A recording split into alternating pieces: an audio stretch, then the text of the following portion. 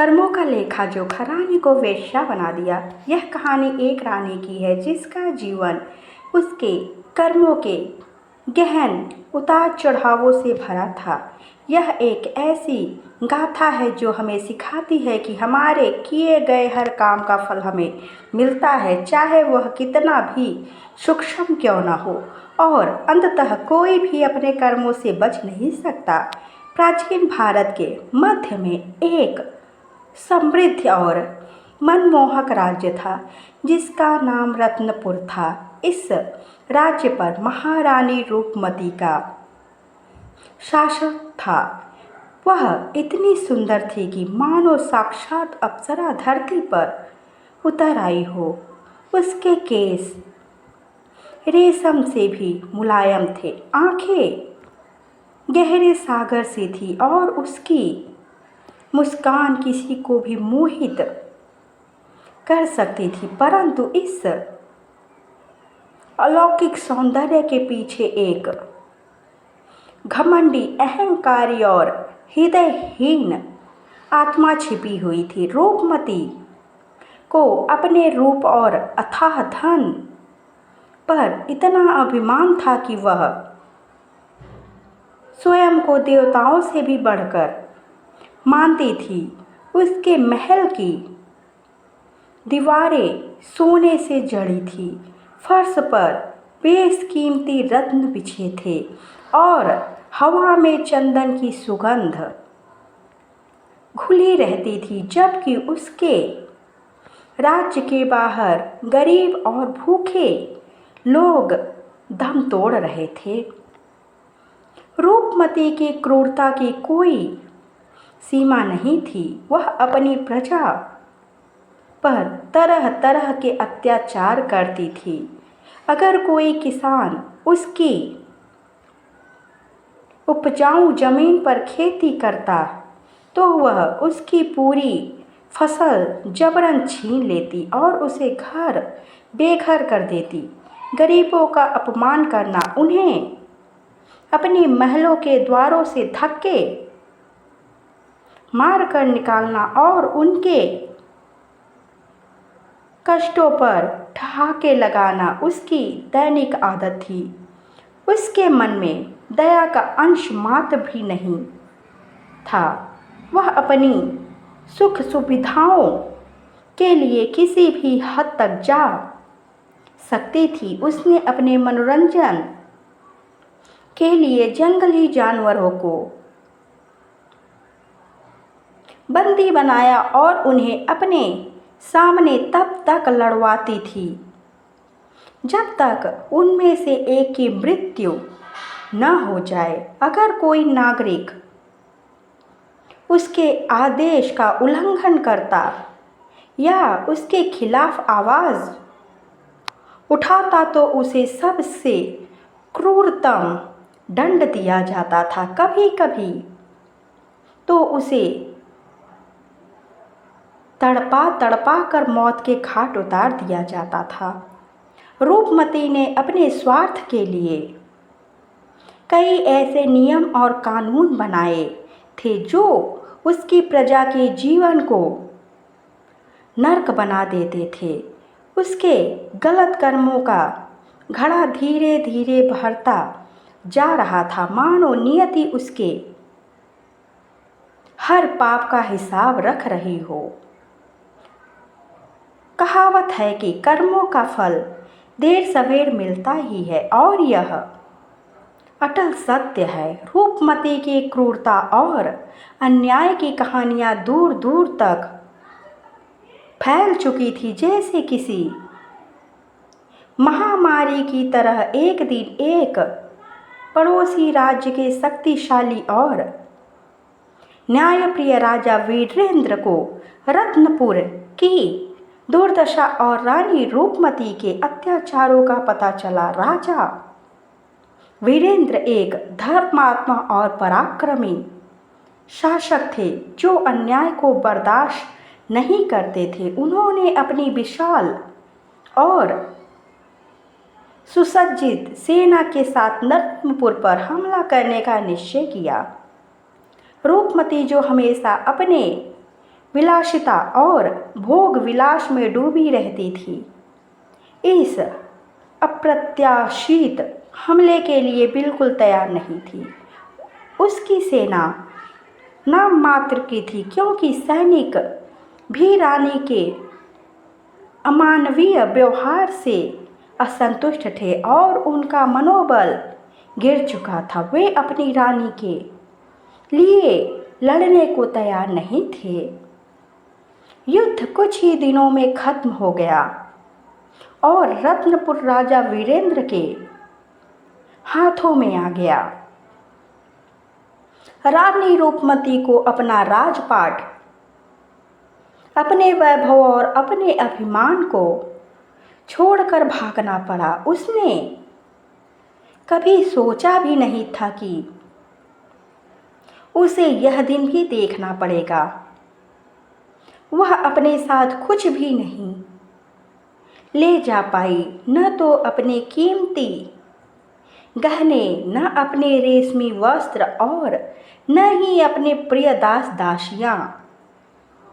वह एक साधारण फटेहाली महिला के रूप में बिना किसी पहचान के घने जंगलों और अनजाने गांवों में भटकने लगी।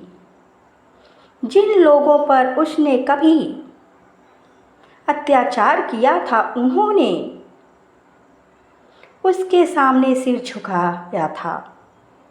अब उन्होंने उसे पहचानने से भी इनकार कर दिया। कुछ लोगों ने तो उसे पहचान भी लिया, लेकिन उन्होंने उसे कोई मदद नहीं दी, बल्कि उसे तिरस्कार और घृणा की दृष्टि से देखा। वे उसके दर्द में अपनी आंखों में एक अजीब सी चमक लिए हुए थे, जैसे उन्हें अपने कष्टों का प्रतिशोध मिल रहा हो। रूपमती अकेली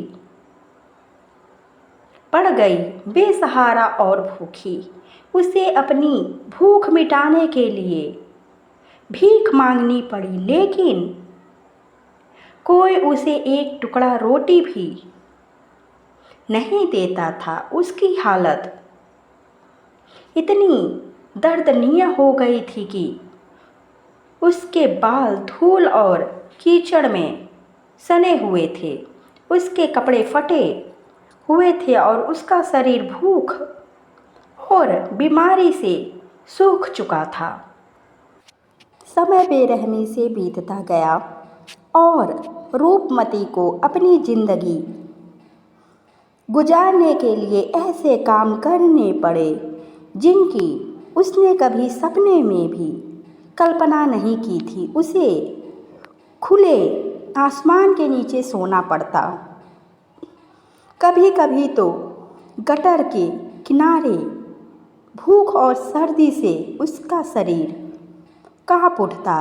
अंततः उसे एक ऐसे दलदल में ढकेल दिया गया जहां उसका हर स्वाभिमान, हर गरिमा कुचल दी गई। उसे एक वेश्यालय में काम करने के लिए मजबूर होना पड़ा। उसकी जो सुंदरता कभी उसके अभिमान का कारण थी, वही अब उसके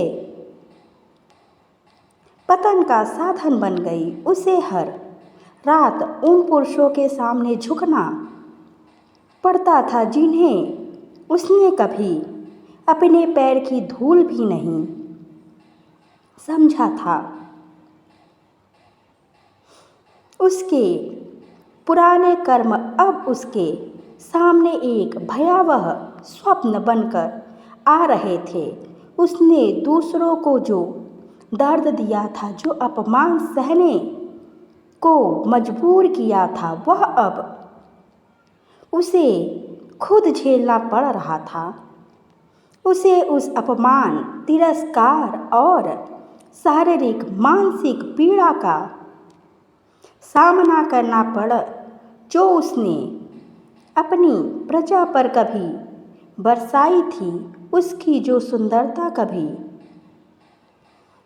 उसकी ताकत थी, वही अब उसकी सबसे बड़ी कमजोरी बन गई थी, क्योंकि उसी के कारण उसे इस दलदल में ढकेला गया था। उसके घमंड और